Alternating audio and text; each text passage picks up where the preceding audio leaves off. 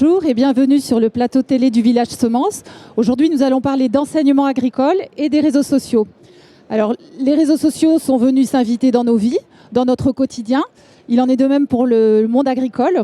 Des agri-twittos, des agri-youtubeurs, des agricultrices et des agriculteurs sur TikTok, sur Instagram. Ils sont nombreux à montrer leur quotidien, à expliquer leurs pratiques, à influencer le monde agricole. Nous allons aujourd'hui voir quelles sont les conséquences sur les élèves, sur les enseignants et quels enjeux pour la formation des agriculteurs de demain. Pour tenter de répondre à cette question, j'accueille Christian Pelletier, coordonnateur et chargé de mission pédagogie au département Agriculture et Transition à la Bergerie nationale de Rambouillet. J'ai tout bon, Christian? C'est tout bon, bonjour et merci de nous accueillir. Très bien.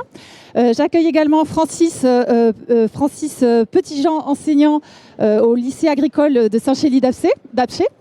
D'Apché, c'est ça, en Lozère, merci. Bonjour Francis, merci d'être là. J'accueille également Thomas Buisson, élève au lycée agricole de Melle, en deuxième année de production animale. C'est bien ça? Bonjour, c'est ça, oui. Bonjour. Bonjour à vous trois, merci d'être présents avec nous. Je vais commencer par Christian Pelletier.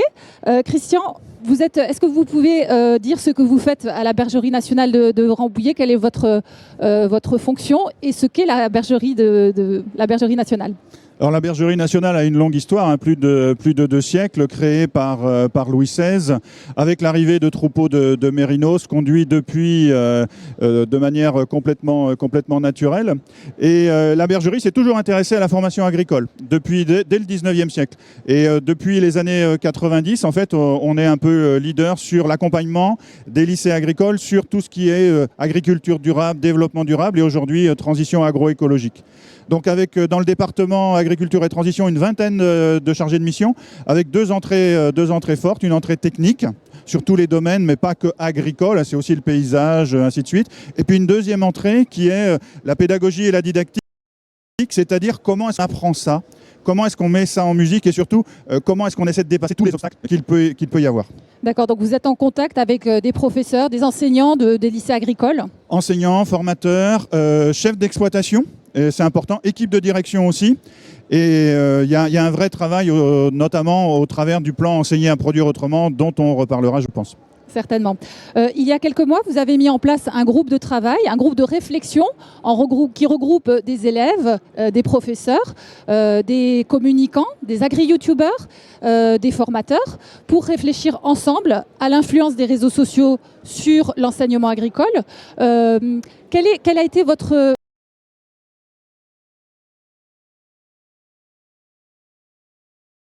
cheminement intellectuel qui est derrière cette demande de réflexion? Alors, il y a 2-3 entrées au-delà de ce que je viens de vous raconter juste avant. Moi, je suis fils, petit-fils, arrière-petit-fils d'agriculteur, donc je baigne dans le monde de l'agriculture et de l'agroalimentaire.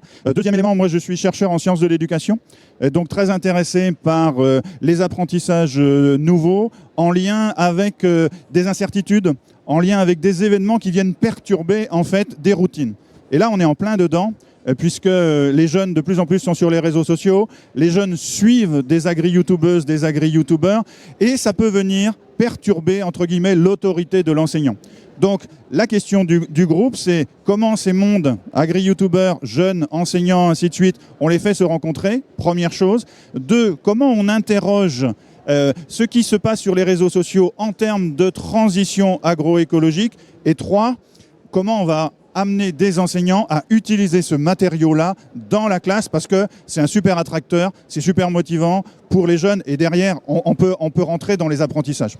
Justement, on a ici un étudiant en lycée agricole, donc je vais m'adresser à vous, Thomas. Thomas, est-ce que vous suivez des influenceurs sur les réseaux sociaux, des influenceurs agricoles? Oui, moi aujourd'hui, je suis plusieurs agri-youtubeurs tels que HLG, Étienne Agri-youtubeur ou la chaîne agricole, qui sont très performants et qui sont très formateurs pour nous les jeunes aujourd'hui. Ils nous permettent d'avoir une ouverture d'esprit et ils nous permettent de pouvoir appliquer leurs pratiques dans nos exploitations, nous, fils agriculteurs. Donc vous regardez des films sur YouTube d'agri-youtubeurs et ensuite vous essayez dans votre pratique. Alors vous travaillez déjà? Oui, aujourd'hui, avec mes parents, aujourd'hui, on regarde beaucoup de vidéos Et on se dit, cette pratique-là pourrait être intéressante sur notre exploitation.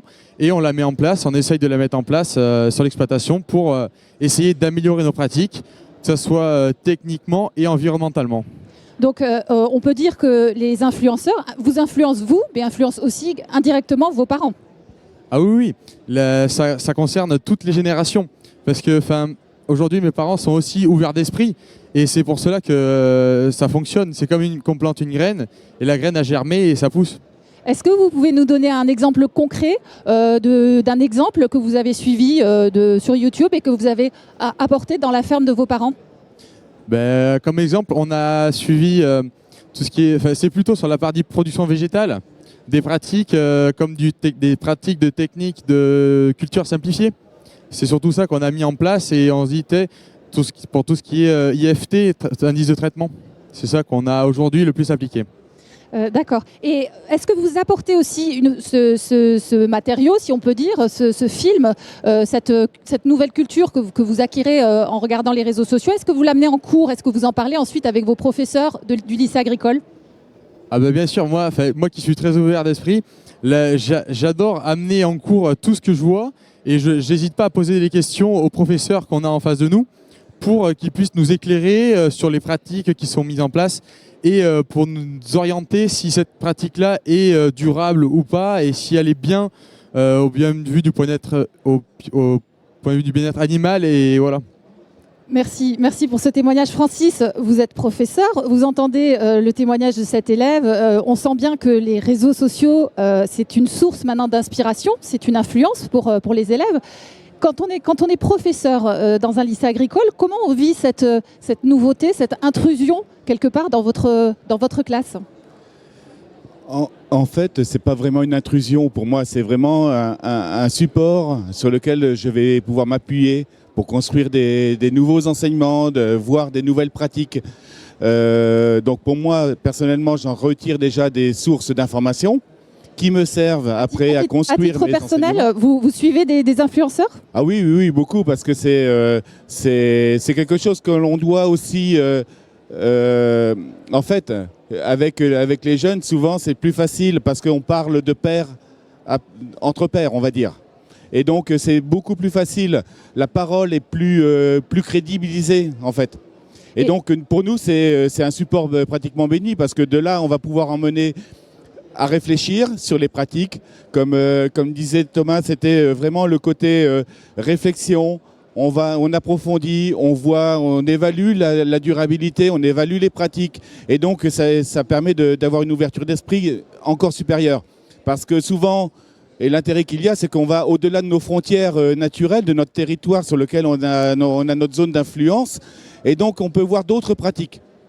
Et du coup, on peut faire des transferts d'informations, des transferts de pratiques, notamment celles qui vont vers le côté bien-être animal, transition agroécologique avec les cultures et tout cela. On est dans cette approche-là. Très bien. Vous, en tant qu'enseignant, est-ce que vous avez un compte? Est-ce que vous communiquez en tant qu'enseignant? J'essaye de communiquer un petit peu, mais avec mes moyens modestes. Et ce n'est pas évident de communiquer sur nos pratiques pédagogiques. Mais en tout cas, on essaye de l'utiliser à la fois comme un témoignage, hein, sur donc un petit peu la publicité, sur ce que l'on fait, pour attirer aussi un petit peu. Mais également, pour moi, ça va devenir, c'est en train de devenir aussi un moyen d'évaluation de la compréhension des jeunes. Parce que traduire par exemple une conférence sur une série de 250 signes, c'est quelque chose qui est un exercice intellectuel important, de synthétisation, et donc c'est important. Donc moi j'évalue aussi mes élèves grâce à ça. Intéressant. Christian, je me tourne vers vous. Vous qui côtoyez et formez de nombreux professeurs, de nombreux enseignants, les réseaux qui se sont invités dans les cours, pour vous, ça représente un risque ou une opportunité pour le monde enseignant? Les deux, évidemment.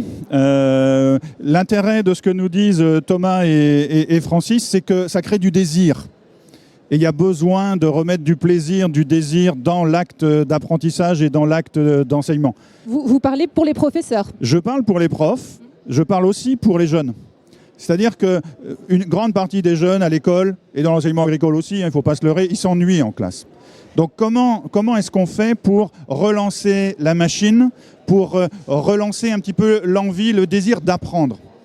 Et donc, je trouve que moi, c'est ce qui se passe sur les réseaux sociaux, c'est un élément comme peut l'être un texte scientifique ou un texte de littérature grise ou une visite d'exploitation. Et c'est bien de croiser. C'est bien de croiser parce qu'il y en a certains qui sont quand même un peu plus à l'aise avec le texte ou avec la visite et d'autres qui seront plus à l'aise avec les réseaux sociaux. Donc nous, dans la formation des enseignants, on a aussi besoin d'exemples comme Francis. Des enseignants qui osent franchir des frontières, dépasser les routines. Et là, ce qu'ils nous montrent, nous, c'est du matériau aussi pour former les enseignants. Parce que l'expérience de Francis et d'autres expériences un peu plus en retrait, on va pouvoir les confronter et voir en fait qu'est-ce qui se passe quand on part sur l'idée qu'a Francis en termes d'apprentissage chez les jeunes. Et est-ce que les savoirs, au final, ils sont vraiment appropriés par les jeunes ou ils sont plus facilement appropriés quand on est dans des démarches comme ça? Les premières expériences que l'on a et que j'analyse en tant que chercheur montrent que ça fonctionne. Et en plus, ça change la relation, 1, au savoir des jeunes, et 2, ça change la relation entre l'enseignant, le jeune et les acteurs du territoire qui portent ça. Donc, c'est tout bénef. C'est passionnant. Quand vous entendez ça, Thomas, ça vous parle, j'imagine, le plaisir d'être en classe, le plaisir, l'ennui d'abord qui existe et le plaisir. Alors, j'ai une question d'abord à vous poser.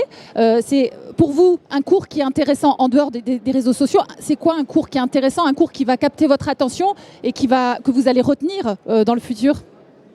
Pour moi, un cours qui est intéressant, c'est un cours où on ne s'ennuie pas, où il y a de l'échange entre les profs et élèves et où on ne voit pas le temps passer. On se dit, mince, c'est déjà fini quand la sonnerie sonne. Ça, c'est un cours intéressant. C'est là où il y a de l'échange et du partage. Alors, j'imagine qu'un cours où la base, le matériau du cours, c'est un film des influenceurs que vous avez cités tout à l'heure. J'imagine que vous, ça vous intéresse beaucoup? C'est sûr, ça serait intéressant de mettre en application une vidéo ou un reportage. Ça serait super intéressant d'avoir ça comme cours, comme base de cours. Ah oui. Et vous, Francis, dans le plaisir d'apprendre, d'apprendre aux élèves, la dynamique, le défi, tout ça, j'imagine que ça vous parle aussi? Ça change la pratique de façon magistrale, dans le sens où tout de suite on suscite l'intérêt. Et du coup, on rentre dans une autre dynamique qui est beaucoup plus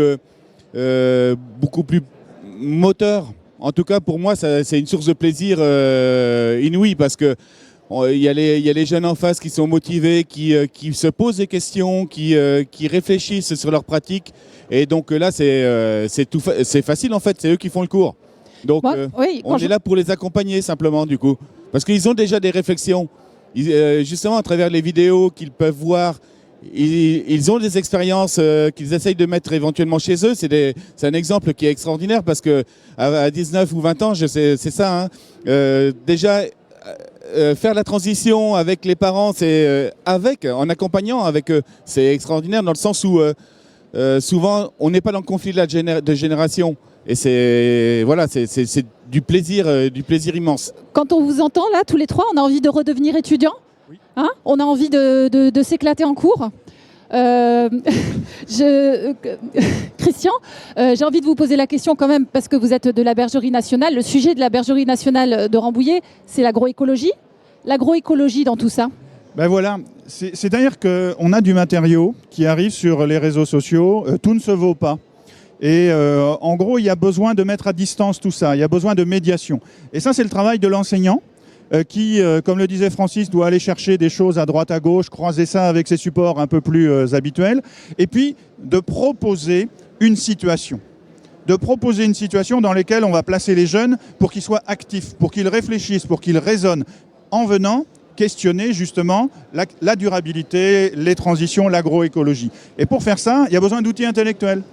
Et donc, dans la formation que l'on fait avec les enseignants, on essaie de construire avec eux ces outils intellectuels pour qu'ils puissent mettre en pratique avec les jeunes. Et l'avantage de ça, c'est et on le demande aussi de plus en plus dans les nouveaux référentiels, on le demande aux examens aux jeunes, l'avantage de ça, c'est qu'on va amener les jeunes à réfléchir dans différents modes de conduite, de pensée et différents paradigmes. plus ou moins, pas très agroécologiques, un peu ce qu'on appelle l'efficience, des techniques qui se substituent, voire des reconceptions de systèmes. Et là, on rentre dans les accompagner dans des façons de penser dont ils ont besoin pour demain en tant qu'agriculteurs, citoyens et mangeurs. Oui, à partir de quelque chose qui les intéresse en fait. À partir évidemment de quelque chose qui les intéresse, bien sûr. Thomas, est-ce que vos influenceurs parlent d'agroécologie? Est-ce que ça vous influence sur la partie agroécologique de votre vision de la durabilité sur la ferme de vos parents? Ah ben, tout le monde parle d'agroécologie aujourd'hui, c'est un peu le sujet qui est de prédilection aujourd'hui, c'est l'agroécologie. Et oui, ça nous influence parce que nous, l'exploitation par exemple est passée HVE3 l'année dernière. Donc si on a fait ce pas-là, c'est pas grâce à eux, mais on a quand même eu notre subconscient qui a dit il faut y aller. Enfin, il nous donne plein de cartes en main et après c'est à nous de choisir. Et nous, on a choisi cette voie-là, la transition, et on va être obligé d'y aller. Donc, autant y aller en premier et d'avoir une bonne expérience. Intéressant, merci. Christian, un dernier mot sur ce groupe que vous avez créé. Il nous reste peu de temps. Juste, est-ce que vous avez mis en place des projets concrètement autour de cette réflexion ? Alors le groupe, c'est une vingtaine de personnes aujourd'hui. Il est tout nouveau, il a à peine 1 an. On espère le développer. Et l'idée, c'est que dans les territoires, des agri-youtubeurs, des enseignants et des jeunes montent ensemble des projets. Plutôt les jeunes et les agri-youtubeurs et les enseignants qui travaillent avec ça. Donc il y a des initiatives sur Mail, il y a des initiatives sur Ifto, il y a des initiatives qui vont sans doute se multiplier, on l'espère. Et puis la deuxième chose qu'on veut mettre en place, ce sont des événements nationaux pour rendre visible, rendre lisible ce travail. Alors aujourd'hui, c'est un bon exemple. On a plusieurs plateaux un peu comme celui-là. On était présent lors de la rencontre nationale des directeurs d'exploitation de l'enseignement agricole pour également un atelier. Et il y a besoin de faire savoir, il y a le printemps de l'agroécologie qui arrive là dans l'enseignement agricole en lien avec les territoires. Ça va être l'occasion de monter des actions et d'enclencher des projets. On discutait tout à l'heure avec Agricole, qui est sartois comme moi. Je pense qu'on va faire quelque chose avec un lycée agricole en Sarthe. C'est évident dans les semaines, dans les mois qui arrivent. Ce sera le mot de la fin. Je vous remercie beaucoup tous les trois d'être venus et c'était un sujet passionnant. Vous pouvez revoir cette vidéo, cette émission sur le site internet d'Agridé, le think tank de l'entreprise agricole, ou sur celui de Village Semences. Et vous pouvez suivre sur les réseaux sociaux Christian Pelletier. C'est Pelletier ED. Oui, on est sur les réseaux sociaux tous. Voilà. Je vous remercie à tous les trois. Merci. Merci. Merci.